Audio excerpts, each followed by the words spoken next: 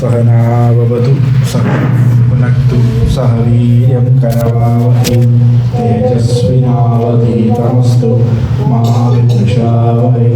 ഓം ശാന്തി ശാന്തി ശാന്തി. നമ്മൾ പഞ്ചദശി ഒന്നാമത്തെ പ്രകരണമായ പ്രത്യേക തത്വ വിവേക പ്രകരണമാണ് നോക്കിക്കൊണ്ടിരുന്നത്. ഒന്നാമത്തെ അധ്യായം 21. അതിൽ നമ്മൾ ജ്ഞാന സാധനകളായിട്ടുള്ള ശ്രവണം, മനനം, നിധിധ്യാസനം എന്നിവയെക്കുറിച്ച് പറഞ്ഞു.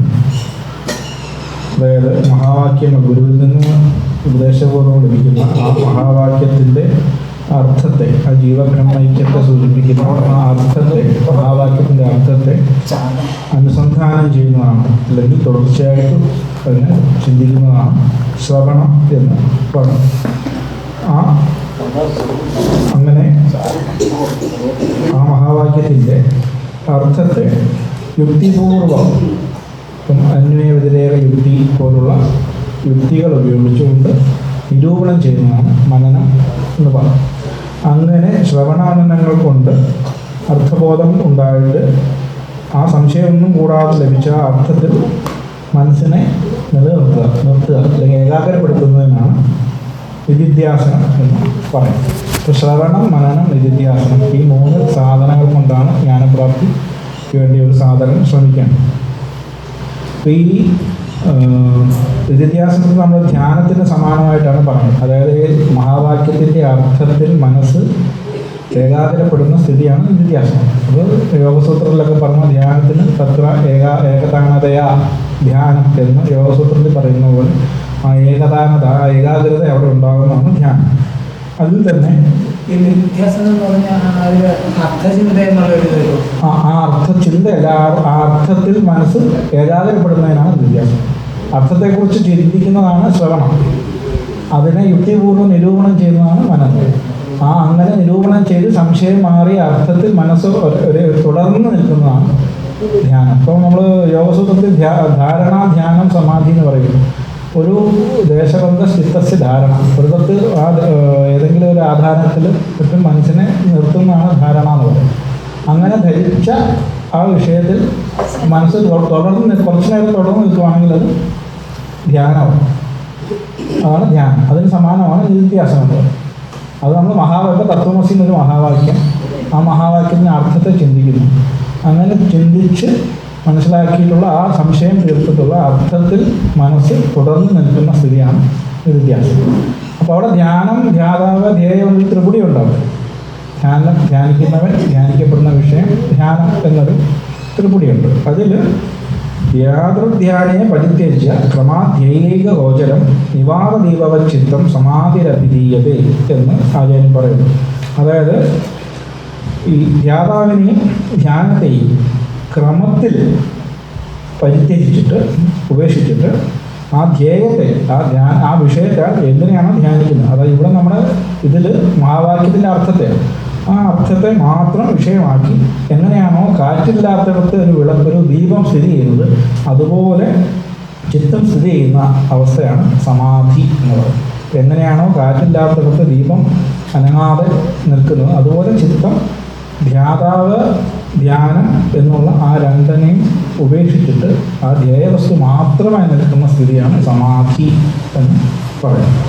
അവിടെ വരെയാണ് നമ്മൾ പറഞ്ഞു നിർത്തിയത്. സമാധി എന്താണ്? അപ്പം ശ്രവണമെന്ന നിധിധ്യാസനം കൊണ്ട് സമാധി അവസ്ഥയെ പ്രാപിക്കുന്നതിനെക്കുറിച്ചാണ് പറഞ്ഞു നിർത്തിയത്. മനസ്സിന് ചിത്തത്തിൻ്റെ ആ നിശ്ചല സ്ഥിതി, അത് വൃത്തികളെല്ലാം നിരോധിക്കപ്പെട്ടിട്ടുള്ള ചിത്തത്തിൻ്റെ ആ നിശ്ചല സ്ഥിതിയാണ് അവിടെ സമാധിയായിട്ട് പറയുന്നത്. ഇനി അതിനെക്കുറിച്ച് വീണ്ടും പറയുന്നു. വൃത്തയസ്തു തദാനീം അജ്ഞാത അപ്യാത്മഗോചര സ്മരണാദനുമീയന്തെ യുദ്ധിതസ്യ സമുദ്ധിത.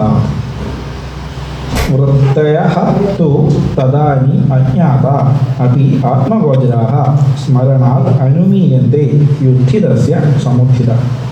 ആത്മഗോചരാഃ, ആത്മാവിനെ വിഷയീകരിച്ചിട്ടുള്ള, വൃത്തയഃ വൃത്തികളാകട്ടെ, തദാനീം അജ്ഞാതാവി അപ്പോൾ അറിയപ്പെടാത്തവയായിരുന്നെങ്കിലും, യുദ്ധിതസ്യ യുദ്ധാനം ചെയ്തവന് സമുദ്ധിത സമ്യക്കായി ഉണ്ടാകുന്ന സ്മരണത്തിൽ നിന്ന് അനുമാനിക്കപ്പെടും. അതായത് സമാധി അവസ്ഥയിൽ മനസ്സ് അതിനു മുമ്പ് വിഷയാകാരമായിരുന്ന മനസ്സ് സമാധിയിൽ അഖണ്ഡാകാരമായി ആത്മാകാരമായി തീർന്നു. അപ്പോൾ ആത്മാകാരമായ ആ വൃത്തിയെ ആ സമയത്ത് അറിയുന്നില്ല. ആ സമയത്ത് ആ ആത്മാ അഖണ്ഡാകാര വൃത്തി സ്വരൂപത്തിലിരിക്കുന്ന കാരണം നമ്മൾക്കൊരു വിഷയത്തെ അറിയുന്ന പോലെ ആത്മാ സ്വരൂപം അവിടെ അറിയപ്പെടുന്നില്ല സമാധി സ്ഥിതി. പക്ഷേ ആ സ്ഥിതിയിൽ നിന്ന് യുദ്ധാനം ചെയ്ത് തിരിച്ച് സമാധിയിൽ നിന്ന് ജാഗ്രതയിലോട്ട് വരുന്ന ആള് ആ സമാധിയിൽ എന്തനുഭവമാണോ ഉണ്ടായത് അതിനെ സ്മരിച്ചിട്ട് സ്മരണത്തിൽ നിന്ന് അനുമാനിക്കേണ്ടി. അപ്പോൾ ഒരാൾക്ക് സമാധി അനുഭവം ഉണ്ടായി, അതിൽ അഖണ്ഡാകാരവൃത്തി ഉണ്ടായി, ആ ആത്മസ്വരൂപത്തെ അവിടെ വെളിപ്പെട്ടു. ആത്മസ്വരൂപം അവിടെ വെളിപ്പെടുമ്പോഴും ഒരു വിഷയരൂപത്തിൽ അവിടെ അറിയുന്നില്ല. അവിടെ ആ ദീപാദീപവ ചിത്തം, കാറ്റില്ലാത്തത്ര സ്ഥിതി ചെയ്യുന്ന വിളക്ക് ദീപം പോലെ ചിത്തം യാതൊരു ചലനവുമില്ലാതെ ചിത്തം അവിടെ സ്ഥിതി ചെയ്യാം. ഒരു വിഷയത്തെ അവിടെ അറിയുന്നില്ല. അത്യന്ത സുസൂക്ഷ്മമായ വൃത്തിയുണ്ടോ? രാവിലെ നമ്മൾ ക്ലാസ്സിൽ പറഞ്ഞ പോലെ സമാധിന് അത്യന്ത സുസൂക്ഷ്മ വൃത്തിയാണ് എന്ന് വിവേകചൂടാനന്ദ ശങ്കരാചാര്യ സ്വാമിയോട് പറയുന്നു. അത് സൂക്ഷ്മവൃത്തി, അതിസൂക്ഷ്മമായ വൃത്തിയുണ്ട്. പക്ഷെ ആ സമയത്ത് അത് അറിയുന്നില്ല. ആ സമയത്ത് ആ സത്സ്വരൂപമായിട്ടിരിക്കുകയാണ്. പക്ഷെ തിരിച്ച് യുദ്ധാനം ചെയ്യുന്ന യോഗി താൻ സമാധിയിൽ അനുഭവിച്ചിട്ടുള്ള താൻ എന്തായിരുന്നു അഖണ്ഡാകാരമായിരുന്ന ആ വൃത്തിയുണ്ട്, അതിനെ ആ അഖണ്ഡാകാര വൃത്തിയെ സ്മരിച്ചുകൊണ്ട് സ്മരണത്തിൽ നിന്ന് അനുമാനിക്കുക. അപ്പോൾ ഉണർന്നു വരുമ്പോൾ നമ്മളൊരാൾ ഉറങ്ങാൻ പോയിട്ട് ഉറങ്ങിയിട്ട് തിരിച്ച് എഴുന്നേറ്റ് വരുമ്പോൾ ഞാൻ ഉറങ്ങി എന്നുള്ള അനുഭവം ഉണ്ടാകും. ഇല്ല, അത്യന്ത സൂക്ഷ്മ വൃത്തിയുണ്ട്. സമാധിന് അത്യന്ത സൂക്ഷ്മ വൃത്തിയാണ്, വളരെ സൂക്ഷ്മമായ അതിസൂക്ഷ്മമായ ഒരു വൃത്തിയാണ്. അന്ധകരണത്തിൻ്റെ അതിസൂക്ഷ്മ വൃത്തി അവിടെ ഉണ്ട്. പൂർണ്ണമായിട്ടും ശരീരം ഉപേക്ഷിച്ചില്ലല്ലോ. അത്യന്ത സൂക്ഷ്മ വൃത്തിയുണ്ട് അവിടെ.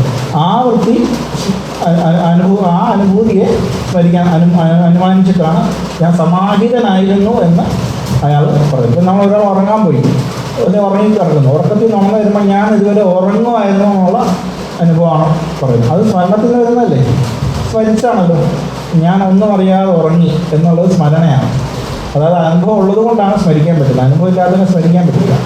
അതുപോലെ സമാധിയിൽ നിന്ന് ഉണർന്നു വരുന്ന ഒരാൾ ഞാൻ ഉറങ്ങുമായിരുന്നു എന്നല്ല അറിയുന്നത്, ഞാൻ സമാഹിതനായിരുന്നു എന്നാണ് അറിയുന്നത്.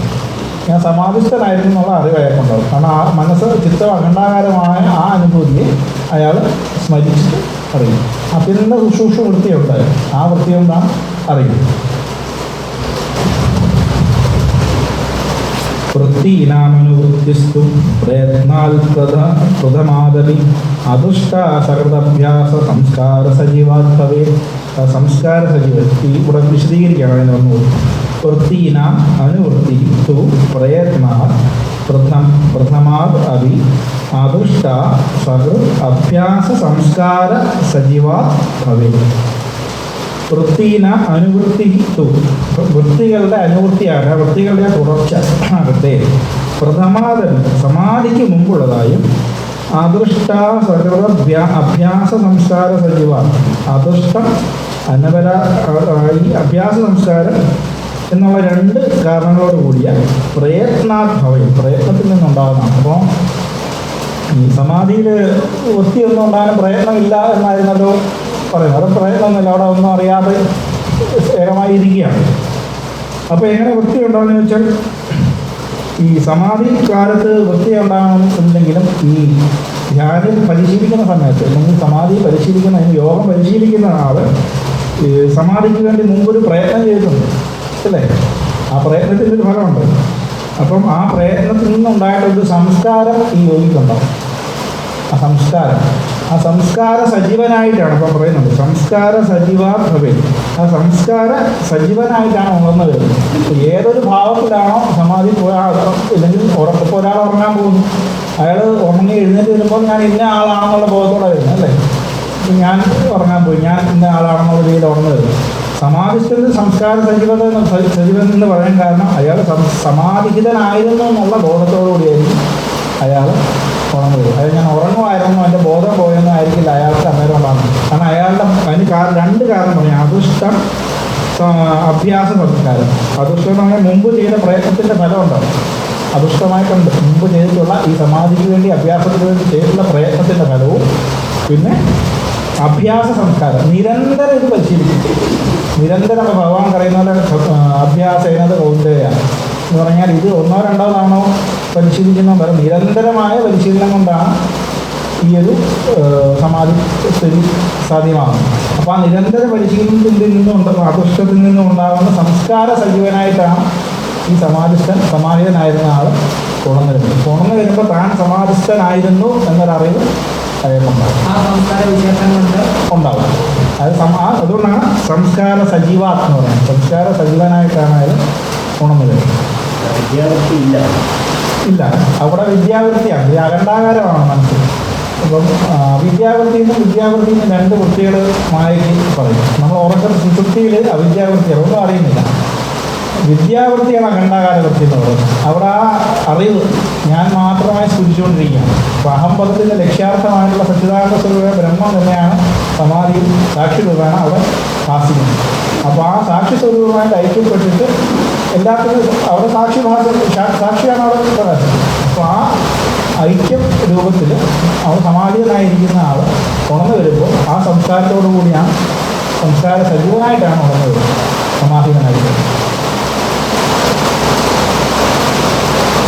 വൃത്തീനാമനുവൃത്തിസ്തു പ്രയത്നാൽപ്രഥമാദി അധിഷ്ഠാപരഭ്യാസ സംസ്കാര സജീവാത്മവേ യഥാ ദീപോ നിവാദസ്ഥ ഇത്യാദിഭിരനേകഥ ഭഗവാനിമമേവാർത്ഥ അർജുനായ നിരൂപയൻ. ഇത് അദ്ദേഹത്തിൻ്റെ മാത്രം അഭിപ്രായമല്ല, ശാസ്ത്രസമ്മതമാണ്. ഭഗവാൻ തന്നെ പറഞ്ഞിരിക്കുന്നു ഗീതയിൽ, യഥാ ദീപോ നിവാദസ്ഥ ഇത്യാദി അനേകഥ, ഇങ്ങനെ അനേക വിധത്തിൽ ഭഗവാൻ ഉൾപ്പെടെ ഈ സമാധിസ്ഥിതിയെക്കുറിച്ച് ഗീതയിൽ വിശദീ പറഞ്ഞിട്ടുണ്ട്. യഥാദീപോ നിവാദസ്ഥോ നേങ്കതേ സോപമാശ്രിത യോഗിനോ യഥനിത്യസ്യ കുഞ്ചതോ യോഗമാത്മനെ എന്ന് ഭഗവാൻ ഗീതയിൽ പറയുന്നതും ഇതേ സമാധിസ്ഥിതിയെക്കുറിച്ച് തന്നെയാണ്. അതുകൊണ്ട് ഇത് പൂർവാചാര്യന്മാർ പറഞ്ഞിട്ടുള്ള കാര്യം തന്നെയാണ് ഞാനിവിടെ പറയുന്നതെന്ന് ആചാര്യൻ പറയുകയാണ്. എങ്ങനെയാണോ കാറ്റില്ലാത്തവർക്ക് ദീപം സ്ഥിതി ചെയ്യുന്നത്, അതുപോലെ സമാഹിതൻ യാതൊരു വ്യക്തികളുമില്ലാത്ത നിശ്ചലമായ ആ സമാധിസ്ഥിതി സ്ഥിതി ചെയ്യുന്നു എന്ന് ഭഗവാൻ അർജുനനോട് പറഞ്ഞിട്ടുണ്ട്. അത്തരം പ്രമാണങ്ങളും ആചാര്യന്മാർ പറയപ്പെട്ടിട്ടുണ്ട്. അതുകൊണ്ട് ഇത് പ്രമാണരഹിതമല്ല, എന്നാൽ മാത്രം പറയപ്പെട്ടതല്ല. പൂർവാചാര്യന്മാരും ഇത് ഭഗവാൻ തന്നെയും ഇത് വിശദമായി ഉപദേശിച്ചിട്ടുള്ള തത്വം തന്നെയാണ് എന്ന് ആചാര്യൻ പറയുന്നു. ഇനി സമാധി കൊണ്ട് എന്താണ് ഫലം? ഈ സമാധിയെ പരിശീലിക്കുന്നതുകൊണ്ട് എന്താണ് ഫലം എന്ന് പറയുന്നത്? അനാദാവിക സംസാരേ സഞ്ചിതാ കർമ്മകോടയ അനേന വിലയം യാന്തി ശുദ്ധോ ധർമ്മോ വിവർദ്ധതേ. അനാദൗ ഇഹ സംസാരേ സഞ്ചിതാഃ കർമ്മകോടയഃ അനേയ വിലയം യാന്തി ശുദ്ധഃ ധർമ്മഃ വിവർദ്ധതേ.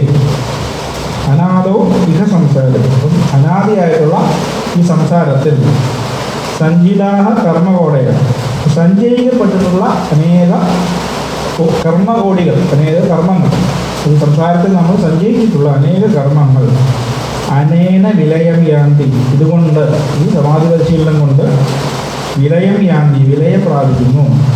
ശുദ്ധ ധർമ്മ വിവർദ്ധത, ശുദ്ധമായ ധർമ്മം വർദ്ധിക്കുന്നു എന്ന് പറയുന്നു.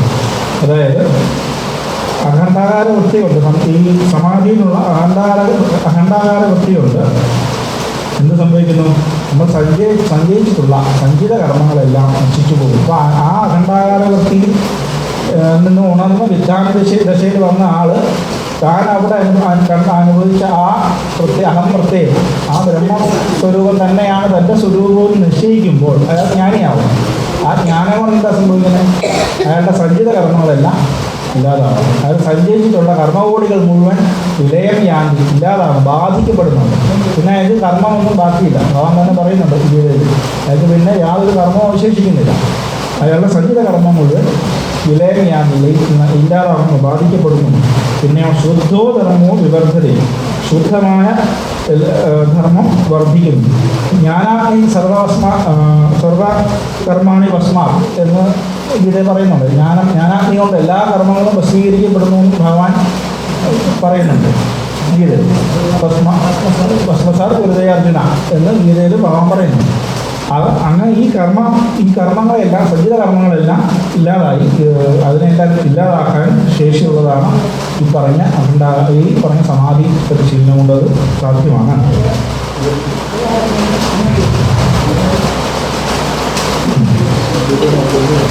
പിന്നെ ശുദ്ധവും ധർമ്മവും വിവർത്തനം. ശുദ്ധമായ ധർമ്മത്തെ, പിന്നെ അദ്ദേഹത്തിന് വേറെ കർമ്മങ്ങളൊന്നും ബാക്കിയില്ല. അദ്ദേഹത്തിന് ഈ ആത്മാസുഖത്തെ വർദ്ധിപ്പിക്കുന്നതായിട്ടുള്ള ധർമ്മങ്ങൾ മാത്രമേ ഉണ്ടാവുന്നുള്ളൂ. അത്തരം ധർമ്മങ്ങൾ മാത്രമേ വർദ്ധിക്കൂ. അദ്ദേഹത്തിന് ആത്മസുഖം വർദ്ധിക്കുന്നതായിട്ടുള്ള ധർമ്മങ്ങളായിരിക്കും പിന്നെ ഉണ്ടാകും. ധർമ്മമേഘമിമം പ്രാഹു സമാധിം യോഗവിത്തമ വർഷത്യേഷയതോ ധർമാമൃതധാരാ സഹസ്രശം. ഇതിനെ യോഗസൂത്രത്തിലെ ഒരു സമാധിയെക്കുറിച്ച് പറഞ്ഞിരിക്കുന്ന ഒരു ഭാഗം കൂടെ ചേർത്തിട്ടുള്ള ആചാര്യൻ പറയുകയാണ്. ധർമ്മമേഘം ഇമം പ്രാഹു സമാധി യോഗവിത്തമാഹ വർഷത്യേഷ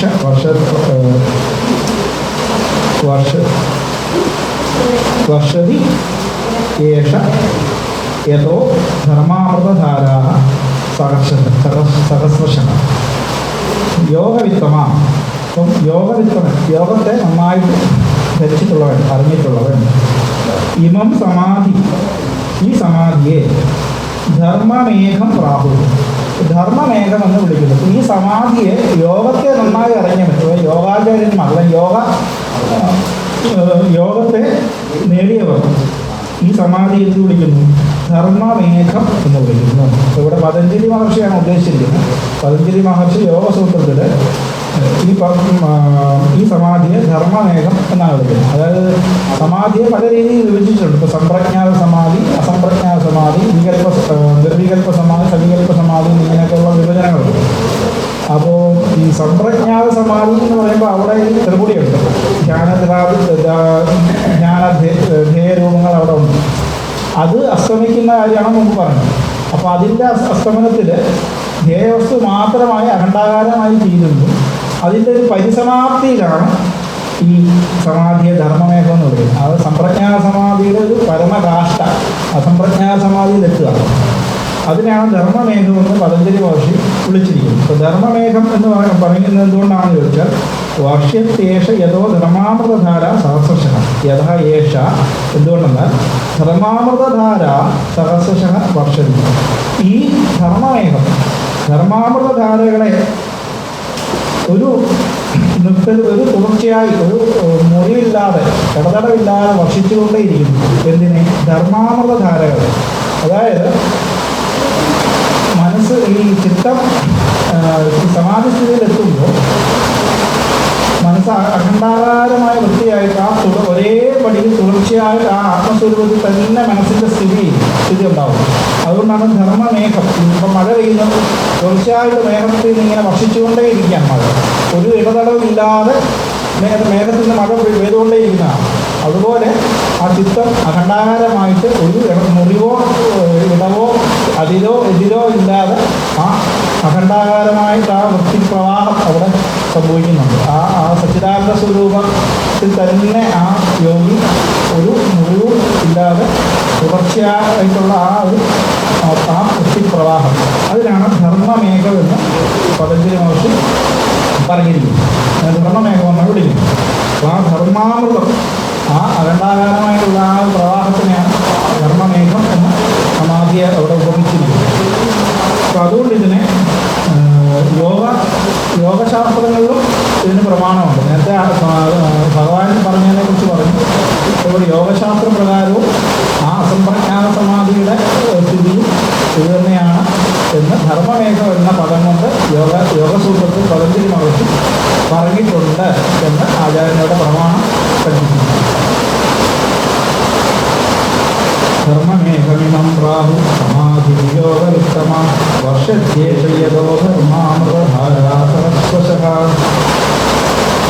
അമുനാ വാസനാജാലേ വിശേഷം പ്രവിലാപിതേ സമൂലോന്മുലിതേ പുണ്യഭാവാഖ്യേ കർമ്മസഞ്ജയേ വാക്യമപ്രവിബദ്ധം തത് പ്രാക് പരോക്ഷാവഭാസിതേ കരാമലകവദ്ബോധം അപരോക്ഷം പ്രസൂയതേ. വാസനാജാലേ നിശേഷം പ്രവിലാപിതേ സമൂല ഉന്മൂലിത പുണ്യ പാപ ആഖ്യേ കർമ്മസഞ്ജയേ.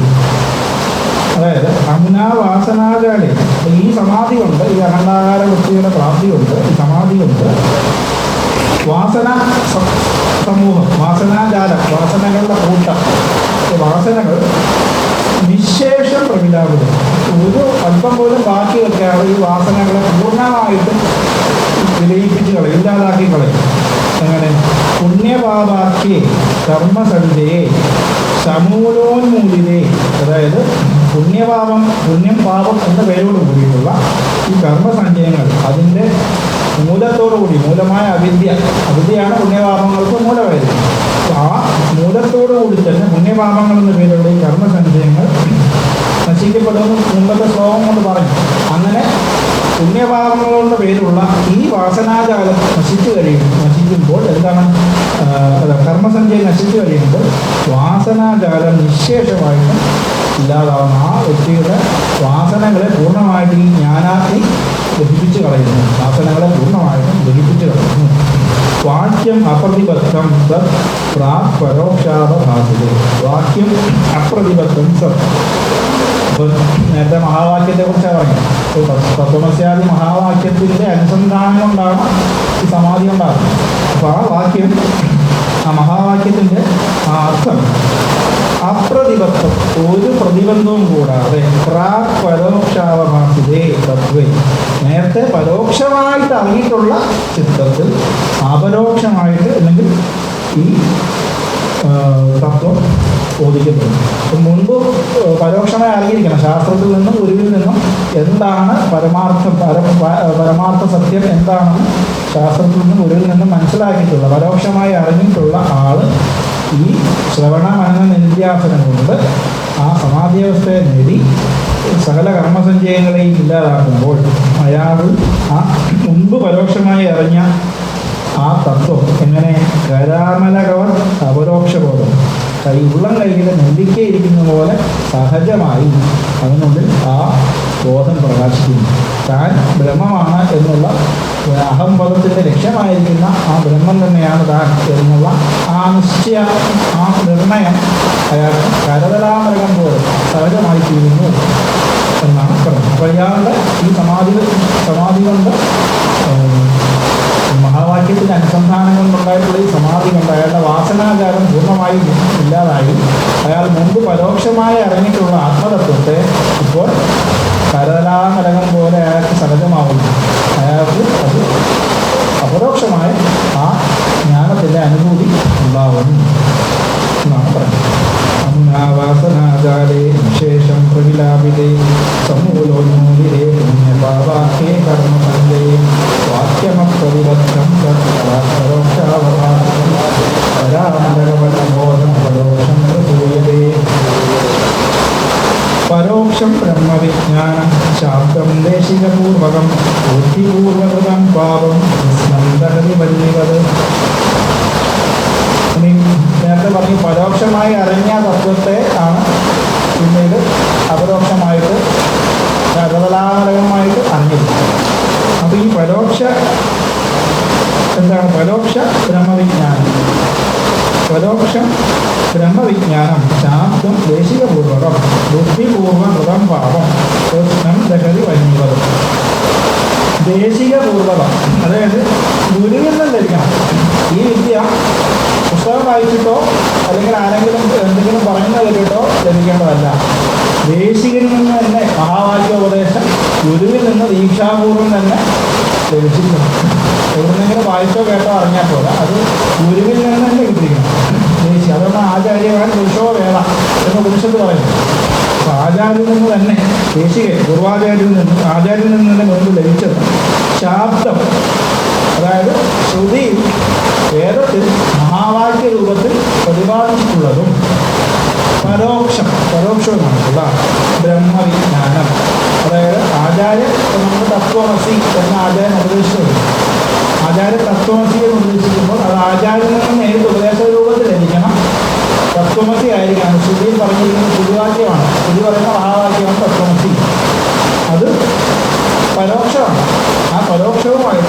ബ്രഹ്മവിജ്ഞാനം ബുദ്ധിപൂർവകൃതം കൃഷ്ണം പാപം വന്യവർ പ്രകൃതി. ഈ പരോക്ഷജ്ഞാനം പോലും എന്ത് ചെയ്യും? നമ്മൾ ബുദ്ധി കൊണ്ട് ചെയ്തിട്ടുള്ള പാപങ്ങളെ ഇല്ലാതാക്കാൻ, പാപത്തെ ദഹിപ്പിക്കാൻ ശേഷിയുള്ളതാണ്. പരോക്ഷമായി നമ്മൾ അറിയുന്നത് പോലും നമ്മുടെ പാപത്തെ ക്ഷയിപ്പിക്കും. പിന്നെ അപരോക്ഷമായിട്ട് അറിയാനുള്ള ഫലം പറയണ്ടല്ലോ. അപരോക്ഷമായിട്ട് അറിയാനുള്ളതാണ് സമൂലമാണ്, അല്ലേ? സമൂലം ആ വാസനാജാലത്തെ നശിപ്പിക്കുന്നത്. അപ്പോൾ പരോക്ഷജ്ഞാനത്തിന് തന്നെ ഇത്രയും ഫലമുണ്ട്. പരോക്ഷജ്ഞാനം കൊണ്ട് തന്നെ ഗുരുവിൽ നിന്ന് ആ മഹാവാക്യം ലഭിക്കുന്ന ആൾക്ക് പരോക്ഷജ്ഞാനം കൊണ്ട് തന്നെ ഈ പാപത്തെ ഇല്ലാതാക്കാൻ കഴിയും. അപ്പോൾ അപരോക്ഷജ്ഞാനം സമൂലം ആ വാസനാജാലത്തെ ഇല്ലാതാക്കാൻ ശേഷിയുണ്ട് എന്ന് പറയും. അപരോക്ഷാത്മവിജ്ഞാനം ശാബ്ദം ദേശികപൂർവകം സംസാരകാരണാജ്ഞാന സമസസ്കണ്ഠഭാസ്കര. അപ്പോൾ അപരോക്ഷജ്ഞാനം നേടിയ ഒരാൾ, പരോക്ഷജ്ഞാനം നേടിയ ഒരാൾ വീണ്ടും അയാൾക്ക് അപരോക്ഷജ്ഞാനം കിട്ടിയില്ലെങ്കിൽ അയാൾ വീണ്ടും സംസാരത്തിലോട്ട് പോവാം. അയാൾക്ക് വീണ്ടും സംസാരം ഉണ്ടാകും. എന്നാൽ അപരോക്ഷജ്ഞാനം അങ്ങനല്ല. അപരോക്ഷാത്മവിജ്ഞാനം ശാബ്ദം ദേശികപൂർവകം, അതും ദേശികപൂർവകാരിക്കണം. ഇങ്ങനെ ഗുരു ഉപദേശിച്ചിട്ടുള്ള മഹാവാക്യത്തിൽ നിന്ന് ലഭിച്ചിട്ടുള്ള ഈ അപരോക്ഷമായ അനുഭവം ജ്ഞാനം സംസാര കാരണ അജ്ഞാന തമസം, സംസാര കാരണമായിട്ടുള്ള ഈ സംസാരത്തിന് കാരണമായിട്ടുള്ള അജ്ഞാനമാകുന്ന തമസ്ചണ്ഡഭാസ്കരം. തമസിനെ, ആ അജ്ഞാന തമസിനെ, അജ്ഞാനമാകുന്ന ആ ഇരുട്ടിനെ എന്താണ്? ചണ്ഡഭാസ്കരനാണ്. നട്ടുച്ചയ്ക്ക് ഉദിച്ചു നിൽക്കുന്ന സൂര്യനെ പോലെയാണ് ആര്?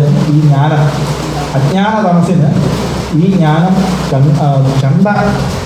ചണ്ഡഭാസ്കരനെ പോലെ, നട്ടുച്ചയ്ക്ക് ജ്വലിച്ചു നിൽക്കുന്ന സൂര്യനെ പോലെ ഇരുട്ടിനെ പൂർണ്ണമായും ഇല്ലാതാക്കുന്ന ചണ്ഡഭാസ്കരനാണ് ഈ ജ്ഞാനം. ഈ ഗുരുവിൽ നിന്ന് ലഭിച്ചിട്ടുള്ള ഉപദേശപ്രകാരം ലഭിച്ച് അതിലൂടെ എത്തിയ അപരോക്ഷജ്ഞാനം സംസാര കാരണത്തെ ഇല്ലാതാക്കുന്നു. സംസാര കാരണമായിട്ടുള്ള അജ്ഞാന തമസിന്, അവിദ്യയെ പൂർണ്ണമായും ഇല്ലാതാക്കുന്ന ചണ്ഡഭാസ്കരനാണ്. ആ ജ്ഞാനസൂര്യനാണ്. ജ്ഞാനസൂര്യൻ്റെ ആ പ്രകാശത്തിൽ അജ്ഞാനമാകുന്ന ഇരുട്ട് ഇല്ലാതാക്കുന്നത് എന്താണ്? അപരോക്ഷജ്ഞാനം. പരോക്ഷജ്ഞാനം നേടിയ പരോക്ഷജ്ഞാനത്തിൽ നിന്നാണ് അപരോക്ഷജ്ഞാനത്തിലേക്ക് എത്തുന്നത്. അപ്പോൾ ഗുരുവിൽ നിന്ന് മഹാവാക്യോപദേശം നേടി അതിനെ അനുസന്ധാനം ചെയ്ത് ആ സമാധി അനുശീലിച്ചിട്ട് ആ സമാധിയിൽ യാതൊരു തത്വമാണോ വിളങ്ങിയത് അത് തന്നെയാണ് തൻ്റെ യഥാർത്ഥ സ്വരൂപവും നിർണയിച്ചു കഴിയുമ്പോൾ വാസനാചാരങ്ങളെല്ലാം സമൂലം അജ്ഞാന കാരണം, പ്രപഞ്ച കാരണം, സംസാര കാരണമായിരിക്കുന്ന ആ അവിദ്യയെ, ആ അജ്ഞാന തമസിനെ, ചണ്ഡഭാസ്കരനെ പോലെ ആ ജ്ഞാനം ഇല്ലാതാക്കി കളയുന്നു. അങ്ങനെ മുക്തി ലഭിക്കുകയാണ്. ആ മുക്തി, അതാണ് ജീവൻ മുക്തി എന്ന് പറഞ്ഞാൽ അത് തന്നെയാണ്. പരോക്ഷം ബ്രഹ്മവിജ്ഞാനം ശാബ്ദം ദേശികപൂർവകം ബുദ്ധിപൂർവകൃതം പാപം കൃഷ്ണം ബഹരി വന്യവത്. അപരോക്ഷാത്മവിജ്ഞാനം ശാബ്ദം ദേശികപൂർവകം സംസാരകാരണാജ്ഞാനം സംസസ്കണ്ഠഭാസ്കര. ഇത്തം തത്വവിവേകം വിധായ വിധിമന്മനഃ സമാധായ വിഗളിത സൗഹൃദ പ്രാപ്നോതി പരം പദം നരോ നചിരാത്. ഇത്തം തത്വവിവേകം വിധായ വിധിവത് സമാധായ വിഗളിത സംസ്കൃതി ഗ്രന്ഥ പ്രാപ്നോതി പരം പദം നരഃ നചിരാത്. ഇത്തം നര, ഇങ്ങനെ ഇപ്രകാരം മനുഷ്യൻ നരൻ തത്വവിവേകം വിധായ, തത്വത്തെ വേണ്ട രീതിയിൽ അറിഞ്ഞിട്ട് വിധിപ്രകാരം മനഃ സമാധായ, മനസ്സിനെ ആ സമാധിസ്ഥിതിയിലെത്തിച്ചിട്ട് ഉറപ്പിച്ചിട്ട് വിഗളിത സംസ്കൃതി ഗ്രന്ഥ, സംസാരത്തിൽ നിന്ന് മോചിച്ചിട്ട് പരമായ പദത്തെ നഗിരാൽ ഉടൻ തന്നെ പ്രാപിക്കുന്നു. ഈ അദ്ദേഹത്തിൻ്റെ പേരും തത്വവിവേകം എന്നാണ്. ആത്മതത്വത്തെ ബോധിച്ചിട്ട് തത്വത്തെ വിവേകം ചെയ്തിട്ട് തത്വവിവേചനം കൊണ്ട്, വിചാരം കൊണ്ട് ആ മനസ്സിനെ സമാധിസ്ഥിതിയിലെത്തിച്ച് മനുഷ്യൻ സംസാരബന്ധത്തിൽ നിന്ന് ഉടൻ തന്നെ, താമസമൊന്നുമില്ല, അത് അറിഞ്ഞാൽ രാവിലെ നമ്മൾ മാണ്ഡവ്യത്തിൽ പഠിച്ച പോലെ അറിഞ്ഞാൽ മതി.